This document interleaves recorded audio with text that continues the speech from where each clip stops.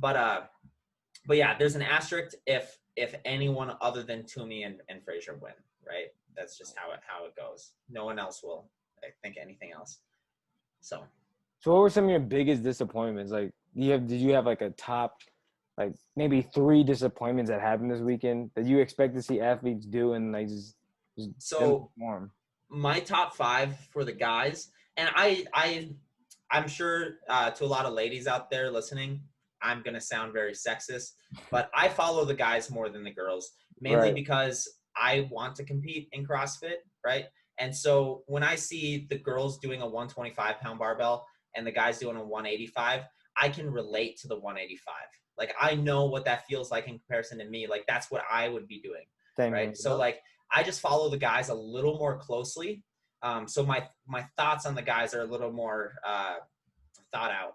So, like, my top 5 was Frazier, Vellner, Fikowski, Olsen, and BKG, right? That was my top 5. Right. Basic. Like, someone who barely follows the sport would pick that, right? But that's, like, like, I just don't know. They seem to be the most consistent every year, and so that's who I would pick. And then for the ladies, I was going to pick Toomey, Katrin, Haley Adams. I was thinking top 10, but I wasn't thinking top 5. I was going to go Saunders in 3. I was going to have Sigmund's daughter in there. And then for 5, it was kind of, whoever has the best weekend kind of thing. Right. Maybe throwing Holtby in there or Simmons. I Right. really like Simmons. I think she probably could have been 5th, right? Speaking of your top 5, you mentioned Sarah Sigmund's daughter. Like, why is it that around the games times, it's like she chokes? She did so well in the Open. I saw her at Wadapalooza, got second, almost beating Tia Claire. Yeah. And then this happened just like last year. Just like, dude, I don't know, man. I think there are multiple things that could be happening with this season in specific. I don't want to talk about people's mental game just because, unless I'm praising it, right? Then I'll talk about it, and but it's tough because I don't want to say like Sarah's weak-minded or anything like that. You could say that about Tia, right? Like Tia, when she was first coming out, her first 2 years, she was very weak-minded, right? She was someone where when you're watching the documentary and you see her getting interviewed, she's like, can you like make it look like you're not filming me, right? Yeah. Like, it seemed like, to me, it was cringe. It was one of those things where it's like, oh, like just accept it, Tia. Like, people want to talk to you. Yeah. Like, be confident, right? You're at the CrossFit Games. Someone wants to talk to you. Like, enjoy the conversation, right? How often does someone want to actually speak to you, interview you? Like, this is a moment that you can look back on in 30 years. Like, this is going to be cool. Right. But like, she just seemed very, like, I didn't like that mindset. And now, completely different, right? She's on like, YouTube channel. Yeah, like, she's a completely different person. Sarah, on the other hand, very bright, bubbly, like, love her mindset. But then in the games where, you might be, you might say that she's weak-minded or she can't do it. Maybe she's just not the best in the world, right? Like, there might be something where it's like, well, why hasn't she won? Her mindset must be weak. To me, I just see it as maybe she's just not the best, right? Like, she could just not be the best. Her mindset might not be it. Maybe it's just she's not as good as Tia Claire Toomey is, the greatest of all time. What about, I don't know. Her high open finishes, though? Completely different, right? Like, Tia's no one who's trying to win the CrossFit Games is trying to win the Open. I'm sorry. But Matt Frazier, Tia, these past few years aren't trying to win the Open. They're not. Frazier accidentally won. That's just because he's better than everyone. Right. But for the most part, no one's trying to win. Maybe in the last 2 weeks, like, Vellner goes, okay, I have a chance at winning this. This is going to be some good prize money. I'm going to try and win it. But other than that, like, I don't think anyone goes in going, these 5 weeks, I'm going to kill myself so that, during the games, I'm a lesser individual. No one does that. No one who's actually trying to win. But Sarah, I think this year may have suffered, and I'm guessing here, right? Has suffered from peaking way too early from Wadapalooza and Rogue and stuff. And then, you know, she keeps training hard and keeps that fitness going for August because maybe it was sustainable. And then it gets delayed, and then it gets delayed, and then it gets delayed, right? And so when you do that now and you're trying to hold that high fitness level for that long, now an injury happens or you mentally burn out, right? And you can say whatever you want about how these athletes don't get burnt out mentally.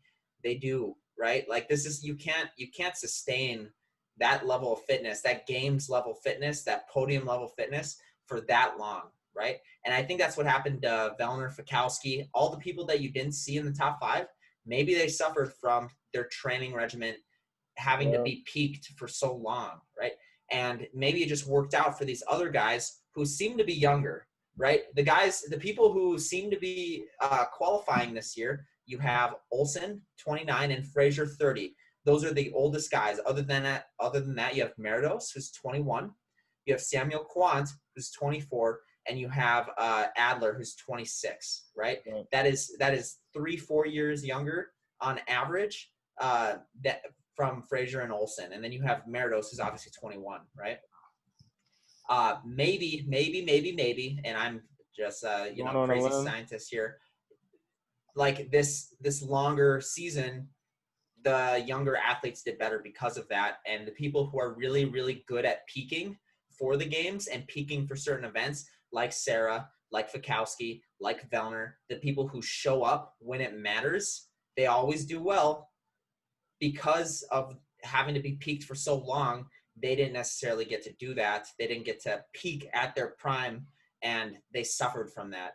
Versus Haley Adams, who's 19, qualifies in third place because she's younger and maybe can hold that higher peak for longer. I don't know. You know, I came up with that as I was talking. It also could be that like with that games of experience, they know like, okay, typically, this is like what I normally do. Like tradition wise, like I know when to peak in August. But then like you saying like you try peaking for so long and it keeps getting delayed. It's like Vellner I can't. Vellner suffered a glute injury. Yeah, I heard about that. He hurt his glute.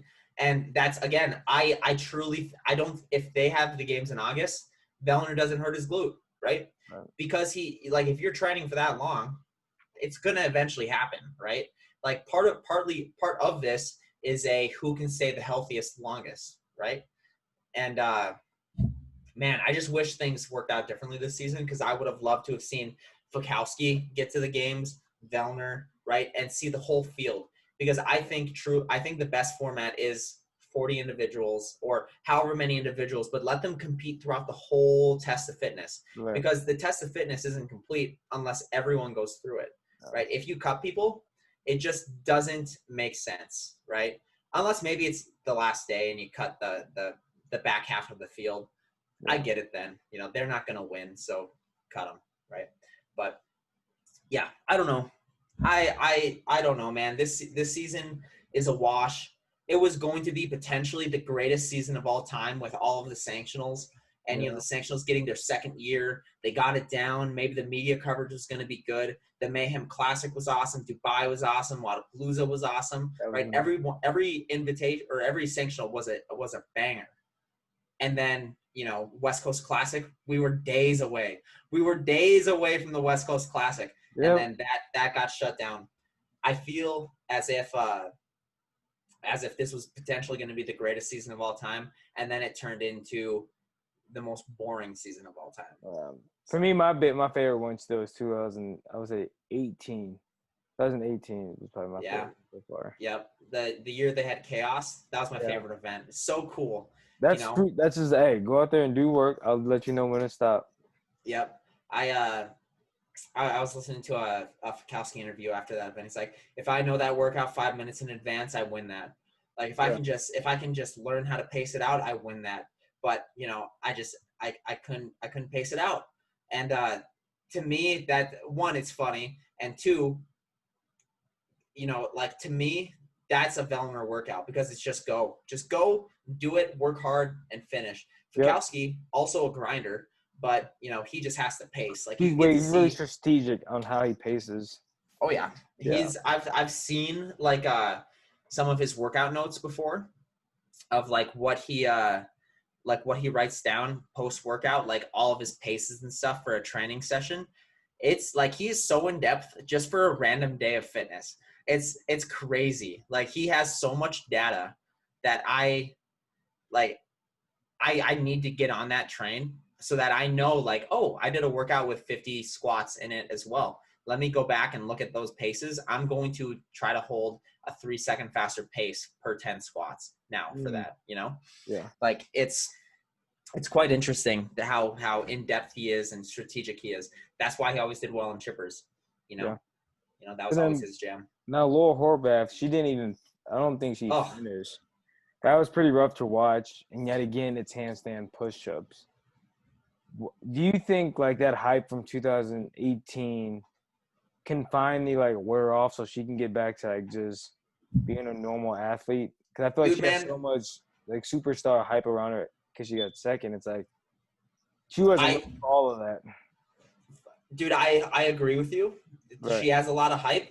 Imagine the hype that she would have if a 2018 documentary came out, right? Yeah. If a I was 2018, so mad that one didn't come out. I was actually yep, pretty pissed off that one. from what I hear, the documentary is done. It is actually like done. They had most of the editing done. Like, they had maybe like some tiny minute things to do, but the storyline was done. The big pieces were done. For the most part, it was like 95% done. They just had to press the release button, Mm-hmm. and Glassman said, nah, don't do it. Don't release it. I don't Oh, want any games hype. I yeah. want it all to be about health. That crushed me. That crushed Yep. me.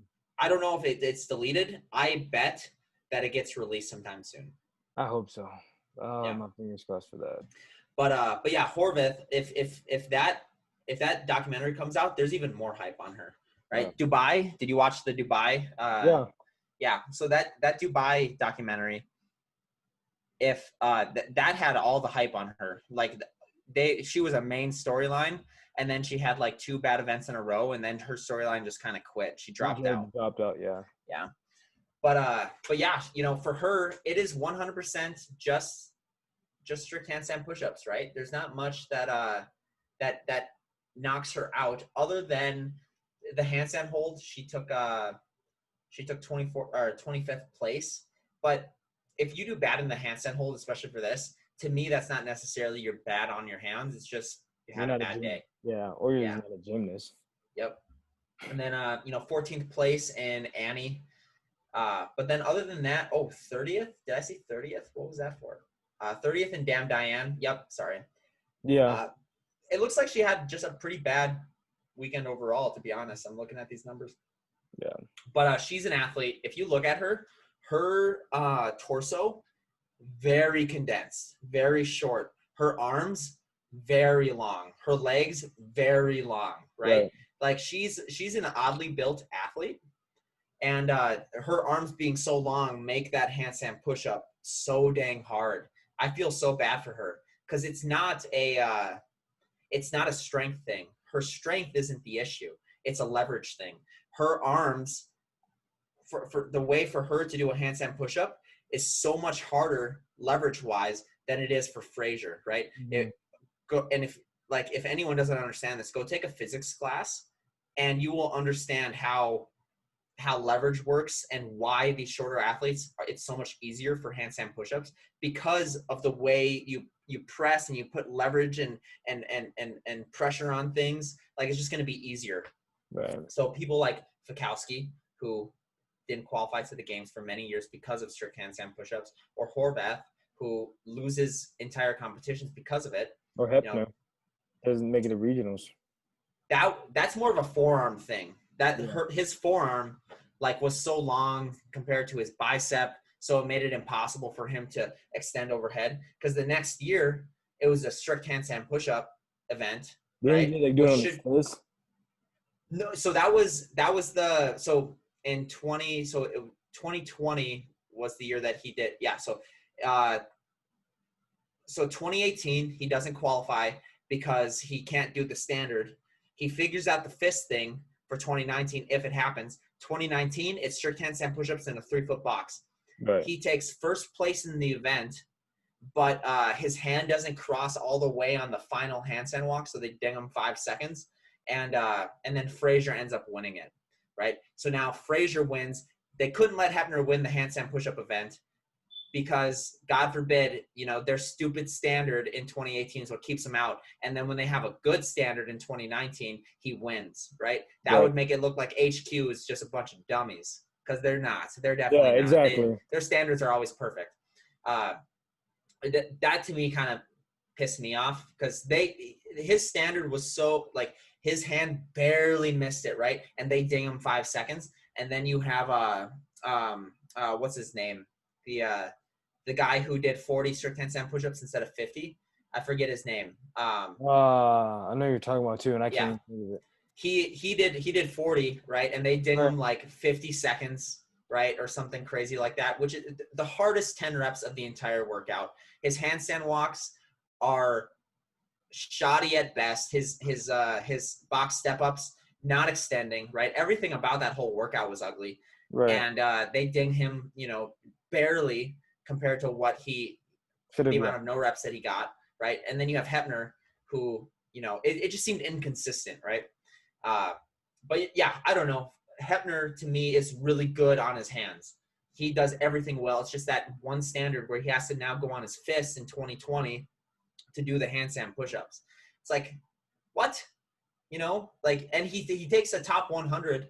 I forget what place he took, but he did very, very well in that event overall on his fists. Yeah, I can barely do it on my hands, but yeah. Yeah. No, that standard is so shit. It's so shit, man. Like, you shouldn't have a standard where you measure the forearm, you cut it in half, you put it above your head, and that's where that makes no sense. That allows for the person who has short forearms to do really, really well, and the person with long forearms to do very, very poorly. Yeah. It's not fair. It's not fair at all. Just give them a 3-foot box, feet together at the top, right? Feet together at the top, touching. Bing, bang, boom. Yep, done, right? That's all you have to do. But they want to make it complicated, and that's what they'll do, So. And now, phase 1. So this phase 1, it's done no matter what we think. They're getting ready to go to Rome's. Oh, man, what do you think the program's going to be like there? Because now you only have, 5 and 5 to deal with. Oh, it's going to be mean, man. It's going to be mean, right? Did you watch the, what is it called, Redacted series that they were doing when they were programming? So they're 3-minute videos or something like that. You can go on CrossFit YouTube or their Instagram. It might be easier to find on the CrossFit YouTube channel or CrossFit Games. But it's called Redacted, and it's Savan, Recording Castro, and the whole crew that are testing the game's workouts. And it is really, really fun to watch, because they're talking about the workouts while redacting a lot of the stuff. They're filming Castro in front of the whiteboard with all of the workouts in it, right? But they blur everything out so you can't see the workouts, right? And they're talking about it. They cut certain things out, so it's like, we may have them repeat this workout, right? So we finish it off tonight or Friday night, do that workout. Saturday morning they come and they redo it again, right? So they would do the same workout twice, and they were talking about certain things here and there. It was very, very interesting, but the one takeaway I got from it was that it was going to be mean, and it was going to be more mental than it is testing skill, right? Yeah. Or something like that. There's not a whole lot of finesse. It's just grunt your way through it.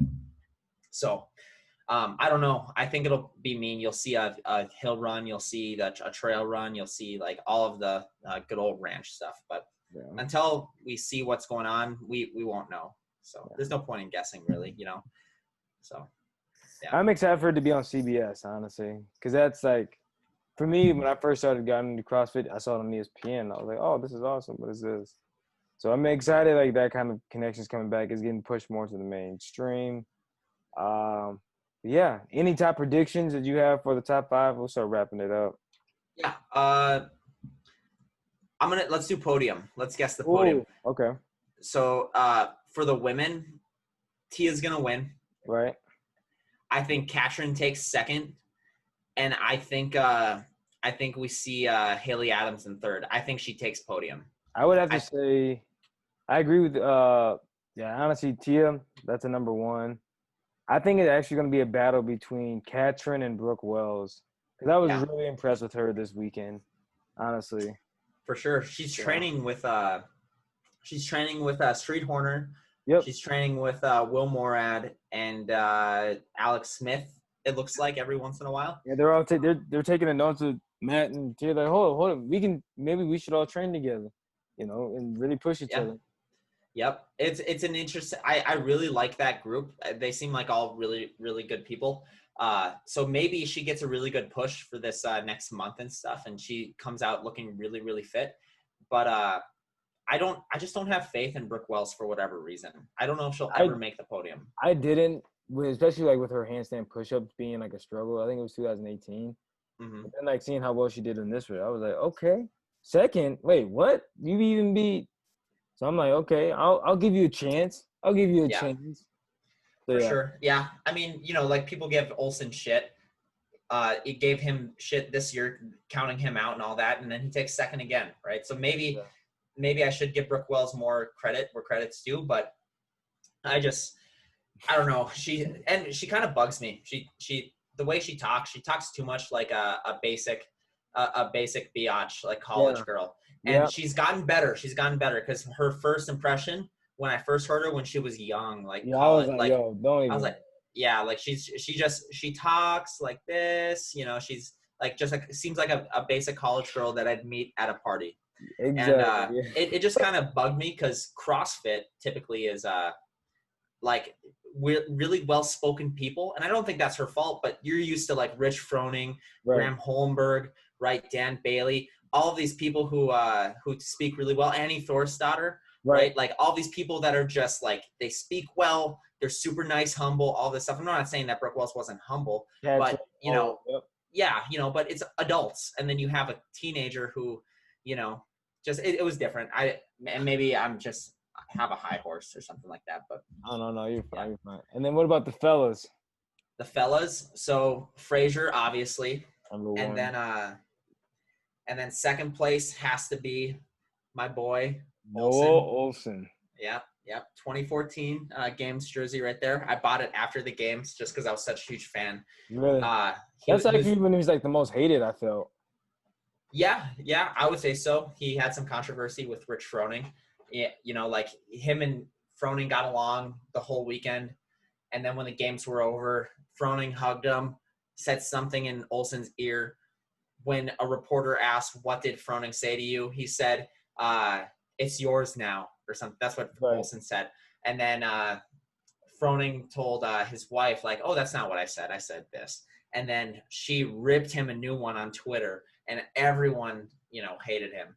Yeah. And I think also he's so nice that people think that he's evil. Fake. Yeah. For the longest time, I was like, wait a minute. You too nice. Like, what? Why are you so nice? Yep.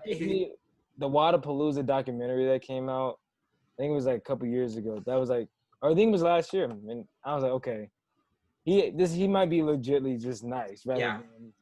Like one thing I've been doing a lot of like introspection lately about life. And one thing I was thinking about, I specifically thought about Noah. Maybe I'm a psycho. I don't know. But I was thinking in my head, like, man, Noah has never done anything wrong in my knowledge, right? He's never had any controversy, yet people hate him because he is so nice. I don't understand that. I don't get it, right? Like, what I'm seeing now is people are hating him because they can't find anything wrong with him. And I understand that, like, people get hurt by fake people all the time, but until he gives you something to hate him for, don't hate him, right? Like, if someone is genuinely just the nicest person in the world, don't go, I've never seen anyone like this before, therefore I do not fuck with you. That doesn't make sense, right? Like, if someone's just genuinely nice, like, love them and hang out with them, be kind to them until they are not kind to you, right? And that's what you should do to live your life, like, when it comes to Noah, right? Like, why hate Noah? Exactly. What has he done? He stood by Chandler Smith's side. He was willing to give up Yep. It was like his position just so he can like make a point, which is Yep. big. You know And what I not mean? many other athletes did, right? Like once it's something where once it was popular, then other athletes started to do it. Right. But Olsen had those conversations with Chandler early, and then he said, Chandler, like, I want to help. What can I do? Yeah. They had a conversation. They talked about it. And Olsen was so genuine with everything he's ever done. Like, I don't understand the hate anymore, right? And then you had like Matt Fraser, who he's so focused on winning the CrossFit Games. From my perspective, didn't really care too much, and only made a statement once like he had enough pressure. Yep. He reposted a few things, right? Yeah. And that was it. And he said, like, I thought that the repost was enough because it, I reposted loud and live. I did all of this stuff. Like, and I get it. He changed his bio, same with Toomey, of professional fitness winner, 15 through 19 and Toomey 15 through 19 or whatever, which is cool, but it was just different, right? Yeah. So, I don't know. And then third place, what is so you have Fraser, Olsen. Yep. Fraser. And then third place, that's I think Adler's really good in the gym. I think he's an open athlete. And I hate saying that because we've never really seen him at the games. So he's an unknown. If I had to guess, I'm going to go Samuel Quant in third because he was at the ranch. And I believe he was at the ranch. And so I'm going to go Samuel Quant because he does have more games experience than anyone else. Okay. I might go with Justin. What is his last name? Meridos. Medeiros. I want to go Meridos, but it's actually Med. So I have no idea. Medeiros. I'm gonna take a chance on the young guy. Yeah. Because you have Haley Adams that completely proved everybody wrong, and then with this new generation of CrossFitters starting so young, they've shown that we can hang with the big boys also, and you have that young person strength. So yeah, we'll see.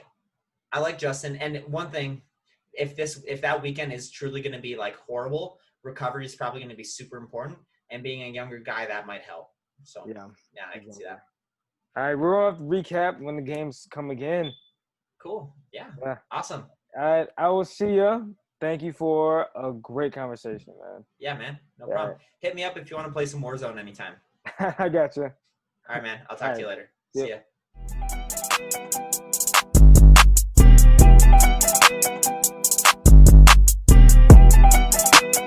Who do you to go, boy?